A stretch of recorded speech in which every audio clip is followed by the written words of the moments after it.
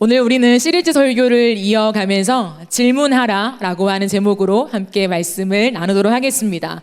무언가 바뀌지 않았습니까? 네, 우리 찬미가 시리즈 설교를 이제 고민하면서 만들었다고 반드시 이 자리에서 말해달라고 신신당부하였습니다. 박수 한번 주세요. 1주차, 2주차, 3주차 이렇게 해가지고 오늘 3주차라고 또 이렇게 크게 해놓고 감사합니다. 고민을 한다는 거잖아요. 굉장히 감사한 일이고 시키지 않았습니다, 여러분. 제가 시키지 않았고 자발적인 고민 속에 너무 아름답게도 만들어주셔서 감사합니다. 여러분, 사람은 소통하는 존재이지요. 소통을 해야 사람입니다. 인격적인 존재는 소통을 해야 하는 것이죠. 소통한다라고 할 때 가장 중요한 건 뭐냐면 대화입니다. 대화를 통해서 나는 당신과 소통합니다 라고 우리는 느끼고 확인해 가지요. 그러나 대화의 방법은 하나가 아니라 다양할 수 있음을 우리는 기억해야 할 것입니다. 누군가는 말이 굉장히 많고 빠른 사람이 있어요. 그러면 그 사람은 이 대화를 할 때에 사실은 깊은 고민을 하지 않아도 거침없이 말이 나오는 사람들이 있습니다. 언변이 좋다고 하지요. 그렇기 때문에 거침없이 말을 하고 자기의 생각을 빠르게 정리해서 제시할 수 있는 능력을 가졌지요. 그렇기 때문에 이런 사람들은 누군가랑 소통할 때에 지금 이 시간, 대화하는 시간에 내가 말하는 질문에 대해서 상대방이 빠르게 답을 내주기를 기대하죠. 무언가 잠시라도 머뭇거리거나 대답을 주저하게 된다면, 그리고 침묵하게 된다면 나는 지금 이 사람과 불통이야, 소통이 되지 않아 라고 단정 짓기 쉽습니다. 근데 또 다른 누군가는요, 대화를 할 때 거침없이 그냥 무조건 내뱉어지지 않는 사람들도 있어요.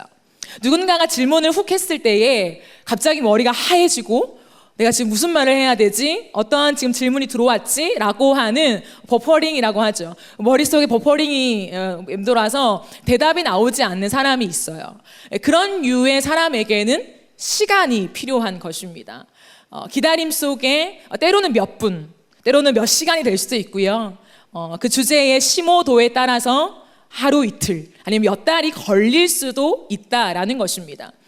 그렇기 때문에 우리가 소통한다라고 했을 때 대화하는 시간 속에서 지금 이 시간 당사자와 결론이 내지 않는다고 해서 무조건 나는 불통이야 라고 단정 지을 수는 없다라는 것이죠. 그러면 소통이 무엇인가? 그럼 소통한다는 게 무엇이며 어떻게 해야 잘 소통할 수 있는가라고 했을 때에 저는 제 나름의 5가지 방법을 생각해 보았어요. 이거는 어떠한 것들을 제가 인용한 것이 아니라 제 나름의, 저도 소통이 부족한 사람인지라 많은 세월들을 거치면서 생각해 본 것이에요. 여러분이 한번 참고하시면서 들어주시면 좋을 것 같아요. 첫 번째는 뭐냐면, 띄워주시면 돼요. 먼저는 자신의 대화법을 상대에게 이해시켜 줘야 합니다. 즉 이런 거죠. 나는 이렇게 대화해, 그러니까 너도 이런 대화법을 사용해 라고 하는 것이 아니에요. 나는 만약에 제가 A, B에 대한 타입을 앞서 소개했다면 나는 A에 대한 타입이야. 그래서 말을 빠르게 하고 지금 이 순간 결론이 났으면 좋겠어. 나는 그러지 않으면 답답해 라고 하는 자신의 성향을 설명하는 거죠. 그런데 그대로 해라고 하는 것이 아니라 그 충분한 설명 속에 내가 어떠한 대화법을 가진 존재인가를 상대방한테 이해시키는 작업들이 너무 필요하다는 것입니다. 그러면 똑같은 타입일 수도 있고 상대방이 다른 타입일 수도 있죠.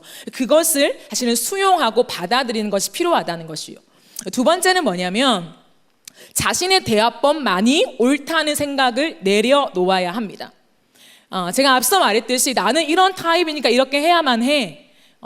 나는 무조건 여기에 결론 나지 않으면 절대 이 자리를 떠날 수 없어 라고 하는 것이 아니라 자신이 대화법을 지금까지 그렇게 사용해 왔어도 그것만이 옳은 것은 아니라는 것을 인정해야 한다는 거죠. 세 번째는 침묵을 피해야 합니다. 누군가랑 대화를 할 때 뭔가 소통이 안 된다는 느낌을 받거나 아니면 지금 당장 답을 할 수 없을 때, 그런 기분이 아닐 때에 많은 사람들이 하는 행동 중에 하나는 뭐냐면 그냥 말을 안 해버려요. 그냥 침묵을 일관한다는 거죠. 그러면 그 소통은 깨어지게 됩니다. 그러니 침묵해서는 안 되는 것이죠. 시간이 필요하다면 나는 지금 너의 말에 당장 결론이나 대답을 줄 수는 없을 것 같아. 조금만 기다려줄 수 있겠니? 라고 하는 내가 지금 어떤 상태인가를 말해줘야 한다는 거죠. 무조건 침묵하고 삐지고 잠수 타는 게 아니라요. 이것이 소통하는 방법이에요. 네 번째는 이 과정에서 상대, 당사자와 나, 두 명이서 이 상대를 제외하고 제3자와 대화를 하면서 자신의 마음을 해소해서는 안 됩니다. 나랑 상대가 있잖아요. 우리 둘 안에 질문이 왔고 그 질문에 대한 어떤 대답이 필요한 상황입니다. 우리 둘 간의 문제예요. 소통이 안 되니까, 내 시간 안에 해결이 안 되니까 내 답답한 마음을 제3자를 붙잡고, 내가 친한 사람, 내가 상담할 수 있는 사람을 붙잡고 거기다 다 해소하게 된다면 이 사람과의 대화를 기대하지 않아요. 그렇기 때문에 이 사람과의 충분한 그 시간을 약속했다면 기다리는 것이죠. 누군가와 먼저 상담하지 않고. 마지막 다섯 번째는 함께 결론을 낼까지 대화해야 한다라는 거죠. 이건 뭐냐면 서로 생각과 뜻이 다르잖아요. 그러면 결론을 내기까지 서로의 시간을 가집니다. 근데 그 시간이 길어질 수도 있죠. 근데 반드시 결론을 내야 한다는 거죠. 예를 들어 B의 타입이에요. 나는 시간이 필요한 사람입니다. 좀 기다려주세요 라고 했을 때 A 타입은 기다리죠. 그래, 기다려줄게. 근데 B는 무한정으로 기다리게 하면 안 된다는 거예요. 자신이 빠르게 고민하면서 A 타입한테 말을 할 수 있도록 준비해야 한다는 거죠. 그래서 반드시 시간만을 확보하는 것이 아니라 둘 사이에 질문이 오고 갔다면 거기에 대한 결론까지도 함께 내면서 마무리를 같이 지어야 한다는 거죠. 이것이 소통입니다. 동의하십니까? 근데 여러분, 소통을 하기 위해서 사실 이 5가지가 진행되기 위한 전제 조건이 있습니다.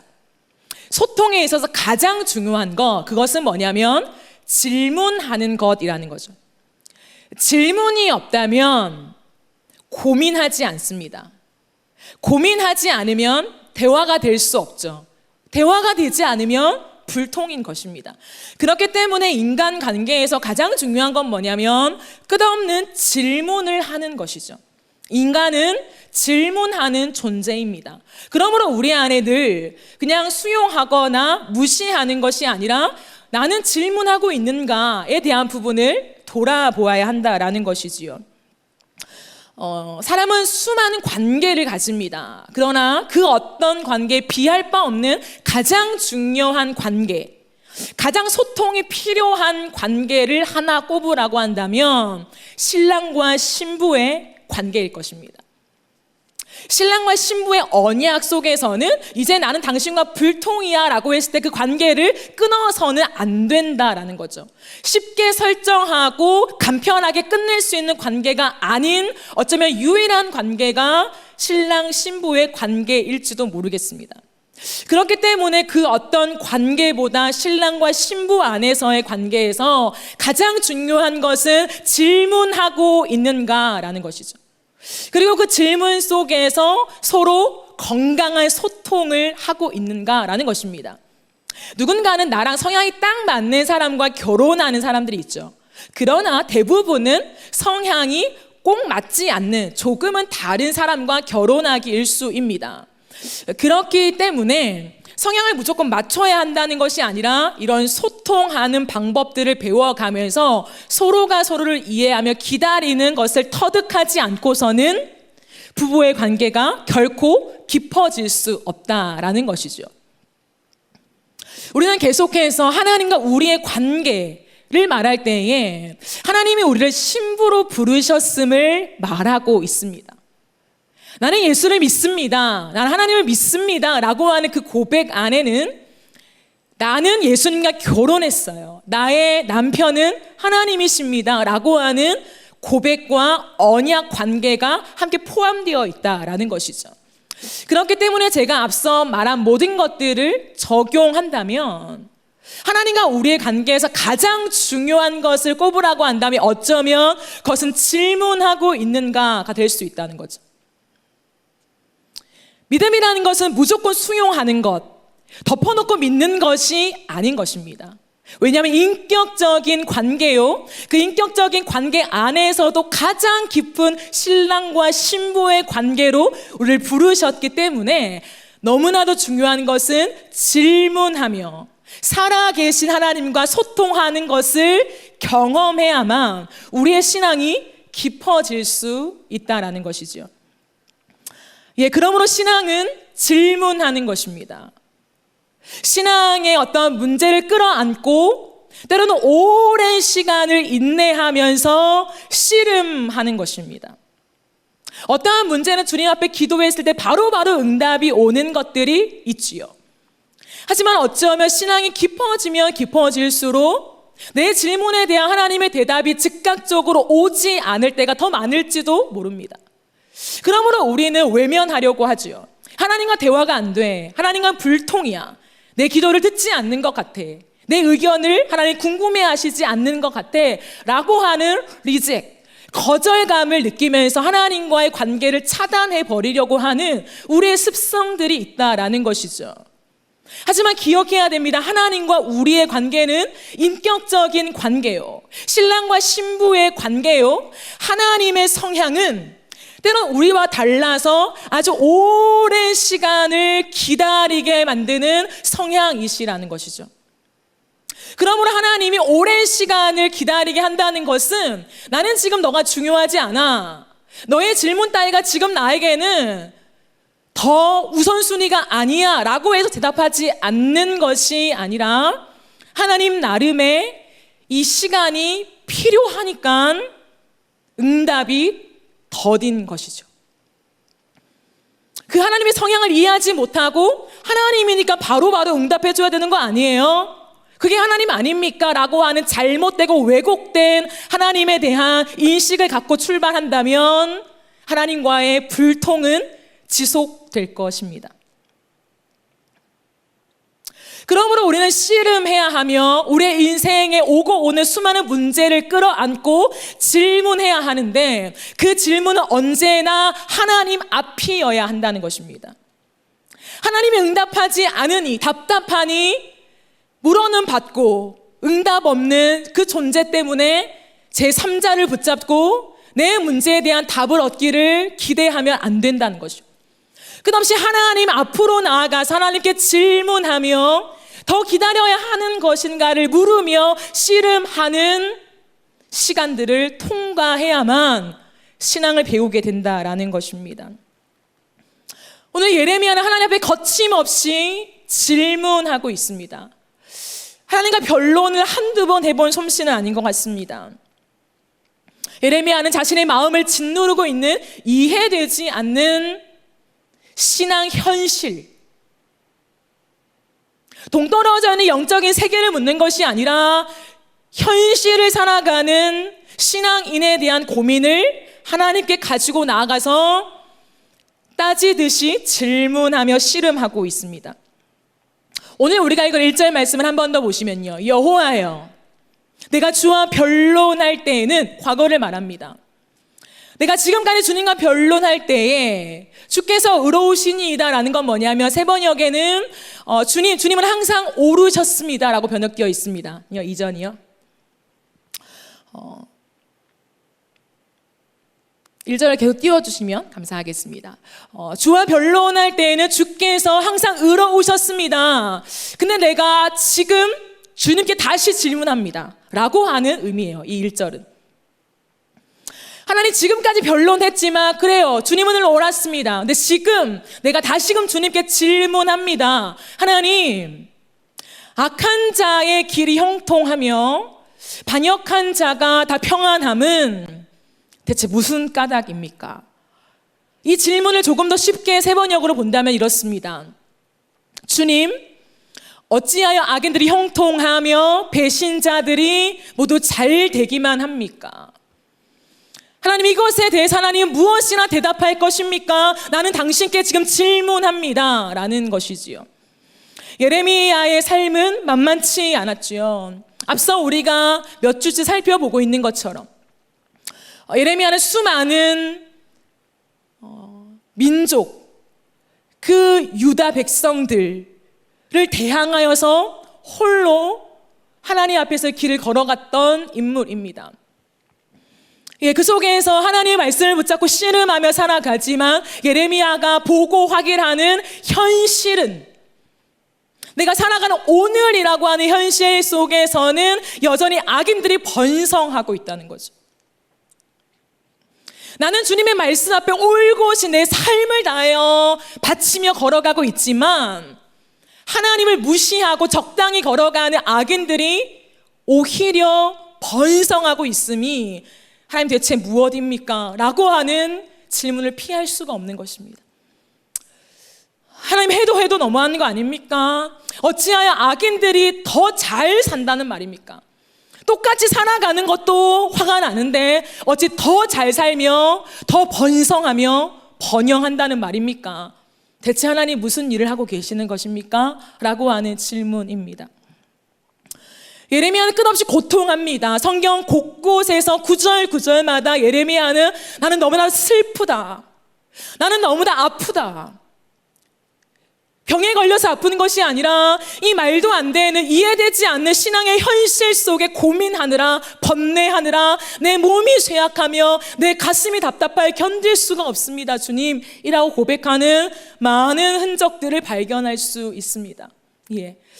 예레미야는 20살 때 부름받았습니다. 우리랑 별반 다를 바 없는 이 나이대에 하나님 앞에서 하나님의 말씀대로 살겠노라 부름받아 걸어갔지만 1년이 지나고 2년이 지나고 5년이 지나고 수없는 시간들이 지나는데 돌아오는 현실은 오히려 악인들이 더 잘 살며 나를 배신했던 수많은 사람들이 더 번영하는 현실을 목도하면서 예레미야는 좌절하고 있는 것이죠. 혹시 여러분 중에 저는 형통합니다, 예수를 믿어서 단 한 번도 고난을 겪은 적이 없습니다, 저는 근심이 없습니다, 눈물도 없어요, 늘 행복하고 기쁩니다 라고 고백하는 사람이 있습니까? 물론 모두는 아니겠지만 그런 사람이라면 혹시 신앙 현실이 무엇인가를 외면하고 있는지도 모르겠습니다. 박영선 목사님이라는 분이 이런 말씀을 하셨습니다. 진짜 신앙을 가졌다면 사실은 현실을 살아내기가 너무나도 어렵기 때문에 매 순간 마음이 흔들리고 혼란스럽고 자책과 타협이 반복되는 것의 연속입니다 라고 말했습니다. 진짜 신앙을 가진 자는 믿음이 있으니 하나님이 함께 하시니 내 삶을 축복하실 테니 덮어두고 믿고 나아가자라는 것이 아니라 믿는 것과 현실의 차이가 너무나도 커서 늘 가다가 멈추며 하나님 이게 맞습니까? 하나님 이렇게 가면 되는 건 맞습니까? 라고 하는 혼란과 아픔의 그 연속을 경험하는 존재라는 것이죠. 이 땅을 살아가면서, 지금의 현실을 살아가면서, 특별히 우리가 살아가는 서울 땅을 살아가면서 전셋값이 폭등하여 수많은 사람들이 신음하는 소리가 넘쳐납니다. 물론 아직까지 어리고 젊어서 내가 집을 마련할 형편은 되지 않아 여기에 대해서 관심이 없을 수도 있겠지요. 하지만 이 땅 가운데 이사를 가야 하는데, 계약이 만료되어서 이사를 가야 하는데 이제는 이 돈으로 갈 데가 없는 집값이 폭등한 현실을 우리는 살아가고 있습니다. 그러나 그 기회를 노려서 수많은 사람들이 사기를 치는 현실을 외면할 수가 없지요. 그것을 깡통 전세라고 합니다. 집값이 폭등하여서 매매가와 전세값이 비슷하거나 전세값이 더 높아서요, 위험하게 된다면 전세 보증금을 돌려받지 못하는 수많은 피해자들이 속출하고 있는데,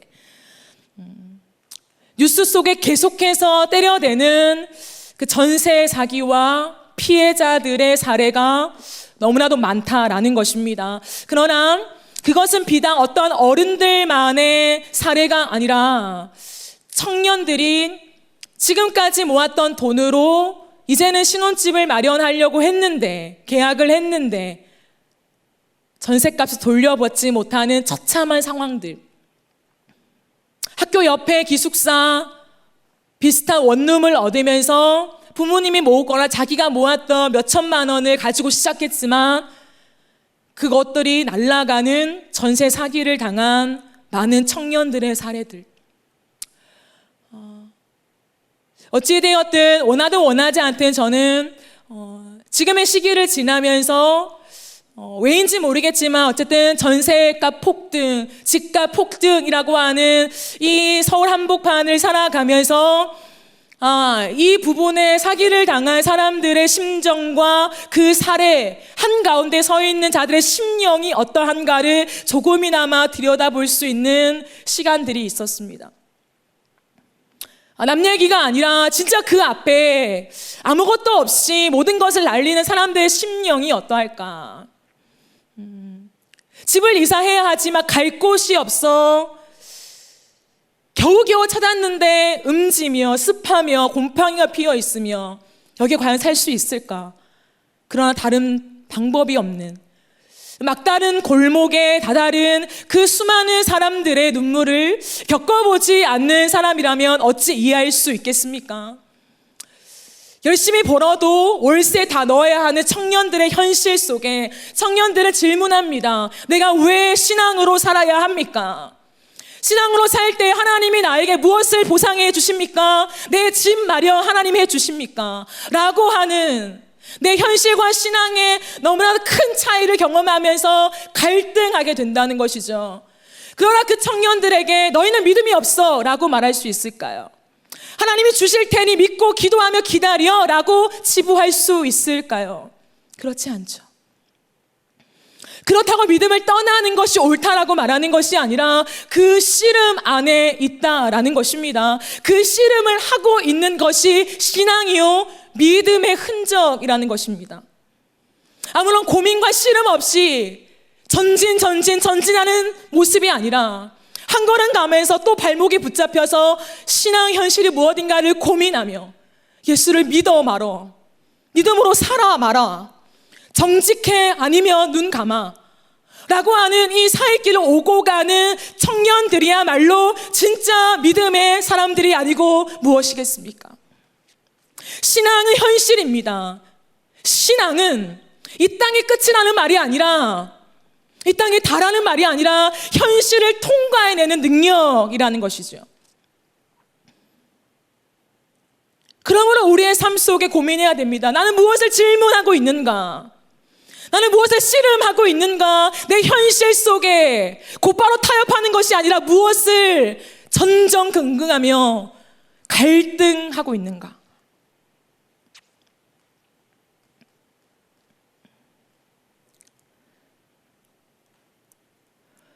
수많은 사람들은 착하고 어리석은 사람들을 이용하지요. 사기를 칩니다. 그러므로 정직하게 살 때 돌아오는 것은 부당함과 억울함일 때가 훨씬 더 많습니다. 세상에 믿을 사람 하나 없다라고 하는 말이 지금 내가 걸어가는 현실이죠. 불법을 저지르는 자들이 더 번성합니다. 아니, 더 타고나게 법이 무엇인가를 알기 때문에 법을 역이용해서 자신의 이익을 취하지요. 그러나 법의 심판은 면제받게 됩니다. 이런 현실을 알면 알수록 내가 진짜 신앙을 가졌다면 고민할 수밖에 없지요. 도대체 하나님은 살아계시는가? 도대체 하나님은 어떤 분이신가? 도대체 하나님은 내 삶에 나를 돌보고 계신 게 맞는가? 거기에 대한 증거가 무엇인가? 라고 따져 물을 수밖에 없는 신앙 현실에 맞닥뜨리게 된 것이죠. 수많은 자영업자들이 재정난에 시달리며 매일매일을 눈물로 피나는 사투를 벌이며 살아갑니다. 견디지 못한 수많은 사람들이 자살을 하죠. 우리의 일이 아니라 외면당하기 일쑤이고 우리의 관심 받기일 수도 있지만 오늘을 살아가는 수많은 자영업자들은 도대체 어떻게 삶을 살아가야 하는가? 아니, 살아가는 게 맞는가? 까지의 질문 앞에 현실을 걸어가고 있다는 것이죠. 말도 안 되는 현실 속에 데이트 폭력에 20대가 죽어나갑니다.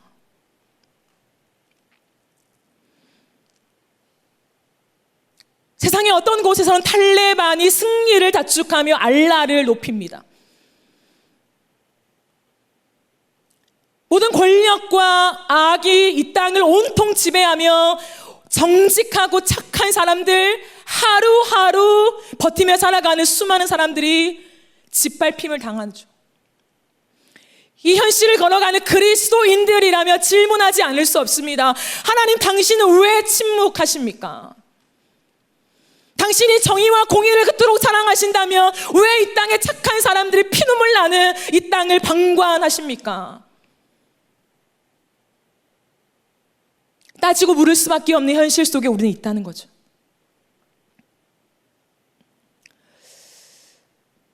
어떠한 미사여구를 붙일 수 없는 처참한 현실에 다다를수록 하나님을 향한 항의는 거세질 수밖에 없는 것입니다. 이 예레미야는 2절, 4절에서 이렇게 고백합니다. 2절을 보시면 주님께서 그들을 나무를 심듯이 심으셨으므로 뿌리를 내리고 자라며 열매도 맺으나 말로만 주님과 가까울 뿐 속으로는 주님과 멀리 떨어져 있습니다 라고 고발하는 것이죠. 하나님이 그들에게 복 주시는 것처럼 보입니다. 하나님이 그들에게 나무를 심고 물을 주고 열매를 맺듯이 하나님이 오히려 악인들의 편에 서서 그들을 번성하게 하시는 것 같군요. 그럼 하나님 모르십니까? 그들은 지금 주님의 배신자들입니다. 하나님에게서 멀어 있는 자들임을 하나님 모르십니까? 예레미야는 토해냅니다. 4절에서 이 땅에 언제까지 슬퍼하며 들녘의 모든 풀이 말라 죽어야 합니까? 주님, 이 땅에 사는 사람의 죄의 악 때문에 짐승과 새도 씨가 마르게 되었습니다. 사람들은 자기들이 무슨 일을 하든지 하나님께서 내려다 보시지 않는다고 말하고 있습니다. 하나님, 씨가 말라가는 이 땅의 모든 서민들이 죽어가고 있는 것을 하나님 모르십니까? 얼마나 더 죽어가야 됩니까? 사람들은 하나님이 이 땅을 내다보시지 않는다고 조롱하고 있습니다. 그러나 나는 이 길을 걸어가고 있는데 하나님 대답해 보십시오 라고 질문하고 있는 것이죠. 기억하십시오. 질문하면 믿음 없는 것이 아니라 오히려 질문하고 따져 묻는 신앙이 진짜 신앙입니다. 신앙인들은 고민합니다. 이 현실 속에 하나님께 막 쏘아붙이며 하나님께 원망하며 하나님 살아계십니까? 라고 하는 불신앙적인 발언들을 쏘아붙이지만 이내 그 마음을 다 토해내고 나면 하나님 죄송해요. 하나님 살아계신 거 알죠? 그러나 너무 현실이 어려워 내가 그렇게 쏟아내지 않을 수 없었습니다 라고 합니다. 믿음 없음을 용서해 주세요. 하나님, 버틸 수 있는 능력을 주세요 라고 기도하며 마감이 되죠. 이게 신앙이 없는 것일까요? 예레미야가 쏟아내는 이 젊음의 나이에 피가 들끓는 나이 때 말도 안 되는 신앙 현실을 목도하면서 쏟아냈는데 하나님의 대답이 무엇인가요? 한번 확인해 보실래요? 5절, 6절에서 하나님이 이렇게 대답하십니다. 예레미야야, 네가 사람과 달리기를 해도 피곤하면 어떻게 말과 달리기를 하겠느냐? 네가 조용한 땅에서만 안전하게 살 수 있다면 요단강의 창이란 물속에서 어찌 하겠느냐? 이 말이 무엇인지 아십니까? 아직 끝이 않았다. 이거 절정에 다다른 악이 아니라 너에게 더 극심한 악을 보게 되는 현실을 직면하게 될 것이라는 거야. 말이 됩니까? 지금은 사람과 달리기를 하는 거야. 나중에 말과 달리기를 할 때 너 그때 어떻게 버틸래? 조용한 땅이야 이 정도면 나중에 요단강 물이 창렬하며 그때 너 어떻게 할래? 6절에서 그렇다 예레미야야, 바로 너의 친척, 네 집안 식구가 너를 배신한 날이 올 것이다. 바로 그들이 너의 뒤에서 소리를 질러 너를 욕한다. 그러므로 그들이 너에게 다정하게 말을 걸어와도 너는 그들을 믿지 말아라. 지금 너가 바라보는 일반적인 악이 번성함을 넘어서 이제는 너의 친척이 바로 너의 뒤통수를 칠 것이다. 그러니 아직 극악한 악은 오지 않았다는 거야.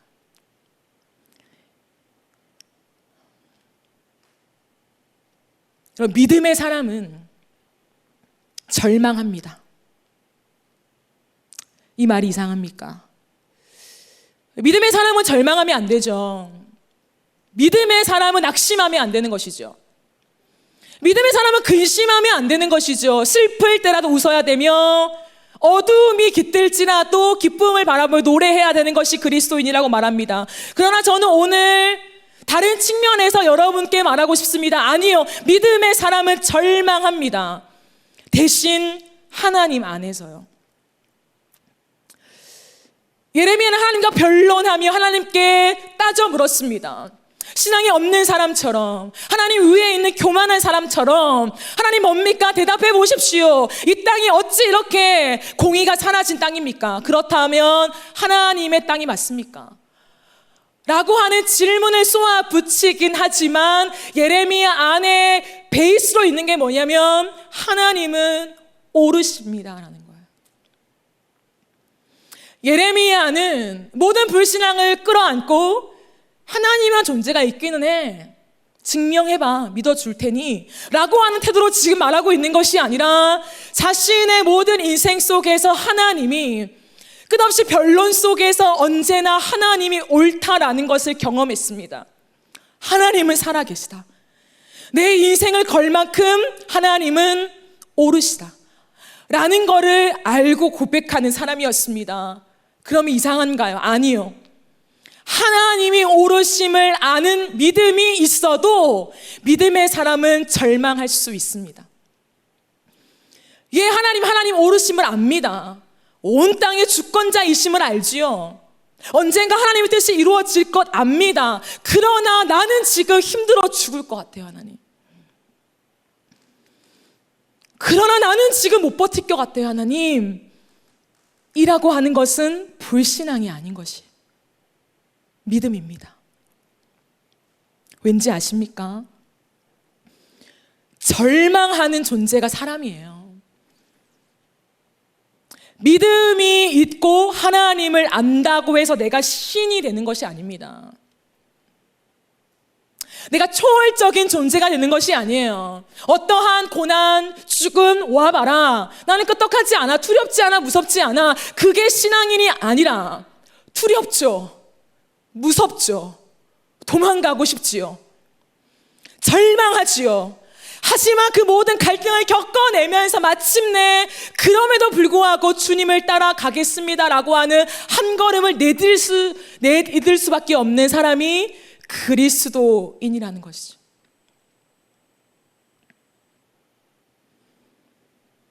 그러므로 신앙을 가졌다는 것은 하나님 앞에서 마음껏 절망할 수 있다는 것입니다. 여러분, 엘리야가 그랬습니다. 여러분, 엘리야 선지자 아십니까? 북이스라엘 땅의 가장 악한 아합 왕, 하나님의 백성이지만 바알을 숭배했던 왕, 풍요와 다산의 신 바알, 이 현실을 살아내기에 나에게 번영을 주는 신을 붙잡았던 사람, 그리고 그의 아내 이세벨. 수많은 사람들이 배교하며 하나님을 옆에 두면서 내 삶에 번영을 주는 바알신을 함께 섬겼지요. 거의 모든 백성이었습니다. 그렇기 때문에 여러분 아시는 것처럼 엘리야는 바알 신을 믿는, 아세라 신을 믿는 850명과 갈멜산에서 전투를 했지요. 예, 승리하였습니다. 하나님이 불로 임하시는 모든 광경을 보면서 바알을 숭배했던 쫓아가는 추종자들이 즉시로 죽임을 당했습니다. 이 얼마나 역전극입니까? 하나님의 불이 임하고 바알 선지자들이 다 죽임을 당하고 완전히 하나님의 일하심, 그 한 복파 안에서 주님을 드러냈던 선지자가 엘리야였습니다. 그러나 그런 엄청난 기적적인 사건을 경험한 다음 날에 이 유다 땅의 권력을 지배했던 바알 왕과 이세벨은 그 권력으로 엘리야를 죽이려고 했죠. 그때 엘리야는 도망갑니다. 예, 도망가서 하나님 앞에 죽기를 간구하죠. 하나님, 내가 주님을 위해서 열심히 특심이었는데 어찌 이러한 광경을 경험하게 하십니까? 라고 죽여달라고 하나님께 아우성을 칩니다. 더 이상 못합니다. 죽여주세요. 여러분, 많은 사람들은 엘리야가 믿음이 없다라고 말합니다. 혹자는 엘리야가 너무나도 자만하여서 자신이 모든 시대를 바꿀 수 있다라고 생각했는데 하나님이 그의 교만을 꺾으셨다라고 얘기하기도 합니다. 그러나 저는 그렇게 말하고 싶지 않습니다. 엘리야가 살아온 세월들, 그가 씨름한 흔적들, 같은 사람으로서, 같은 신앙인으로서 그가 고뇌하며 그렇게까지 살 수 있었던 것은 웬만한 믿음으로 가능하지 않습니다. 하나님을 향한 그 뜨거운 사랑, 내가 무언가를 해보겠다가 아니었습니다. 그러면 그러한 신앙을 가진 엘리야가 왜 죽기를 구했느냐라고 했을 때에 인간의 절망이죠. 하나님, 모든 것을 바꿀 수 있을 만큼 내가 주님 앞에 달려왔는데 하나님, 여전히 악인이 지배하는 세상이네요. 권력 앞에서는 속수무책이네요. 불이 내리고 선지자들이 다 죽임 당해도 하나님 권력을 쥐고 있으면은 바알이 하나님 승리하네요. 시대적인 절망 앞에 무릎 꿇은 것입니다. 그 절망감. 하나님, 왜 변하지 않습니까? 하나님, 어찌하면 좋습니까? 라고 하는 것이죠. 만약에 엘리야가 불신앙이었다면 하나님이 진짜 죽이시거나 아니면 그를 찾아와서 너가 선지자냐? 어찌하여 이렇게 믿음 없는 고백을 하고 있느냐라고 꾸짖으셨겠죠. 하지만 엘리야의 절망이 무엇인가를 아셨습니다. 그렇기 때문에 주님은 천사를 보내서 그를 먹이시며 다시 한번 어루만지시며 위로하셨습니다. 그게 뭔지 아십니까? 하나님과의 소통이었습니다. 하나님, 대답해 보십시오.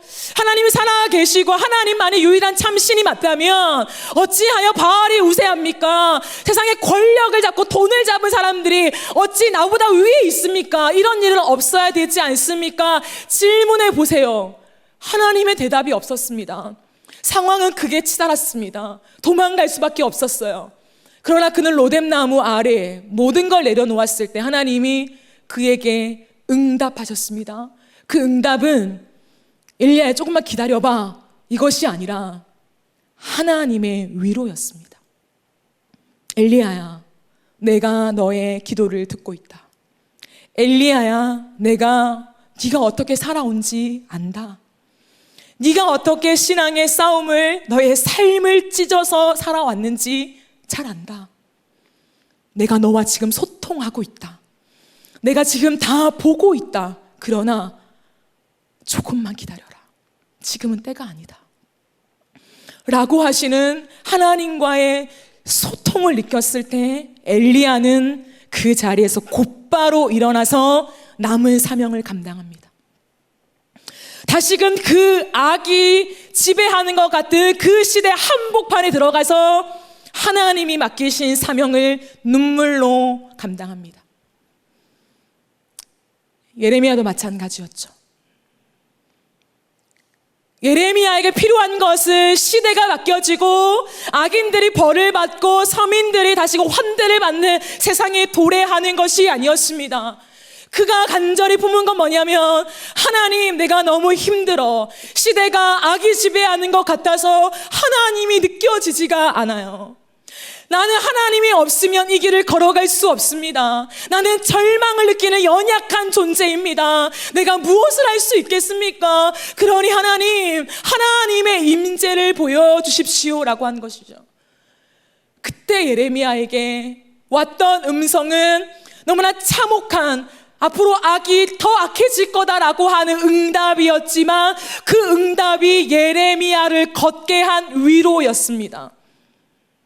나아지는 세상이 와야만 신앙의 걸음을 걷는 것이 아니라, 하나님이 함께 하신다면, 하나님이 내 인생을 지켜보고 계시다면, 하나님이 이 시대 속에서도 살아 계시다면 나는 또 한 걸음 걷겠습니다 라고 하는 그의 고백이지요. 그래서 엘리야는 다시금 그 하나님과의 깊은 소통 속에 믿음의 고백을 내뱉습니다. 예, 주님, 하나님은 오르십니다. 하나님이 오르시다는 이 한 가지 진리 앞에 다시금 내 삶을 찢어가면서 이 길을 걷겠습니다 라는 것이죠. 여러분, 이것이 신앙입니다. 이 땅을 살아가시면서 악인들이 다 벌을 받고 하나님 말씀하시는 공의와 정의가 이 땅을 다시금 장악하게 되는 그 영광의 날, 예, 그 날을 우리는 기대하지요. 하지만 그 날이 와야만 하나님을 믿을 수 있는 것이 아니라, 말도 안 되는 이 땅에 불의가 가득하고 불법이 성황하는 이 시대를 걸어가면서도 하나님의 살아계심을 확인하는 사람은 이 길을 걸을 수밖에 없다는 것이죠. 그러면 우리에게 필요한 것이 무엇입니까? 하나님과 소통하는 것입니다. 내 삶의 문제가 해결되어지는 것이 아니라 하나님과 소통하는 것입니다. 나는 이 땅에 사기를 피해 다니는 은혜를 얻는 것이 중요한 것이 아닙니다. 수많은 사람들이 깡통 전세에 재산을 날려도 하나님이 나를 보호하셔서 나의 재산은 고수하게 되었습니다. 하나님의 은혜입니다 라고 고백하는 것이 아니라는 것이죠.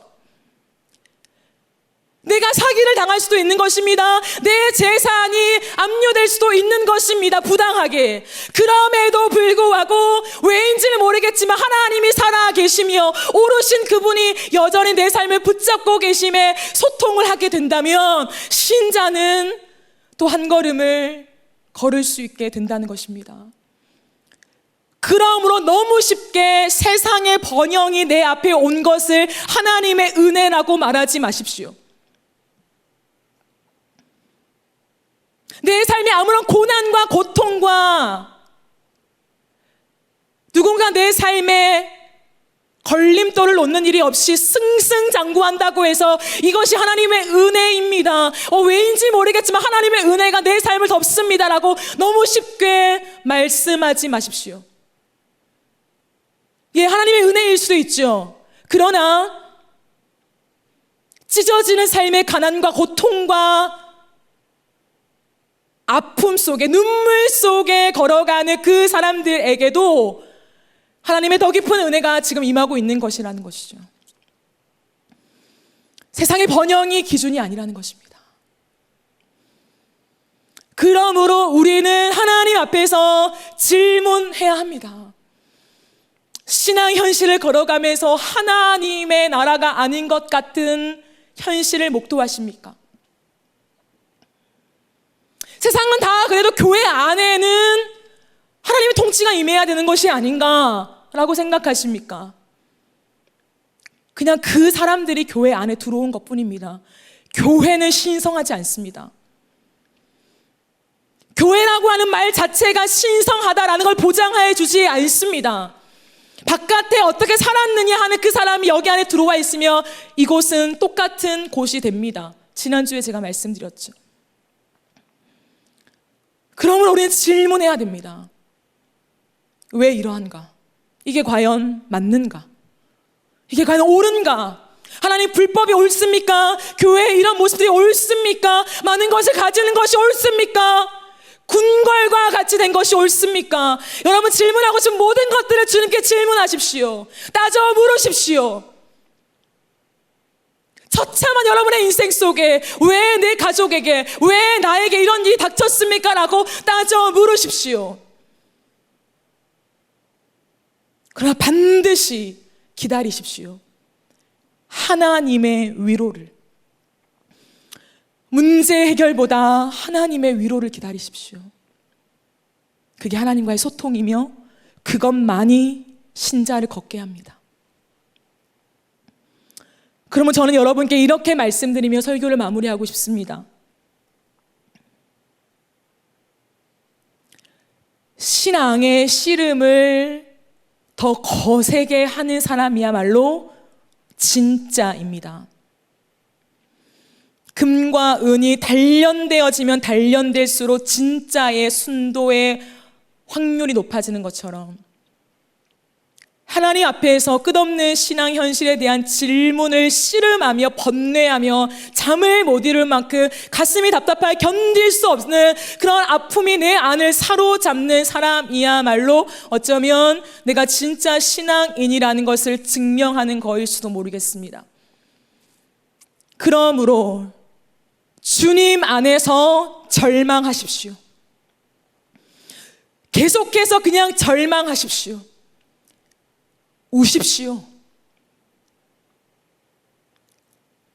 그리고 그 씨름 속에, 갈등 속에, 따져 묻는 것 속에 하나님의 위로가 임할 때 다시금 여러분의 마음이 확정될 것입니다. 하나님, 그래도 나는 믿음의 길을 걸어갈 것입니다. 하나님, 그래도 주님은 오르십니다. 지금도 살아계셔서 내 삶을 붙잡고 계십니다. 하나님, 당신은 실수하지 않는 나의 하나님이십니다.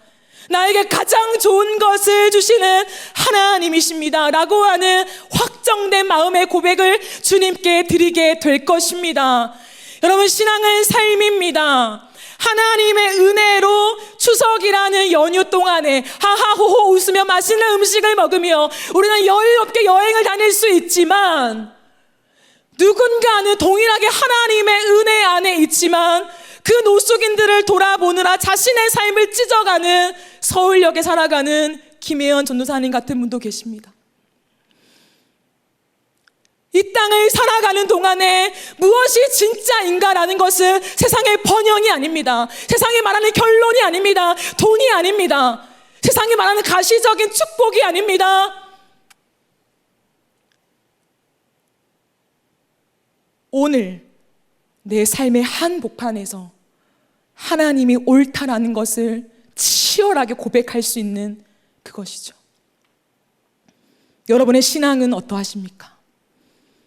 여러분, 무엇을 질문하며 씨름하며 번뇌하십니까? 낮은 곳으로 가지 않으면 그리스도인이 아닐 수도 있습니다.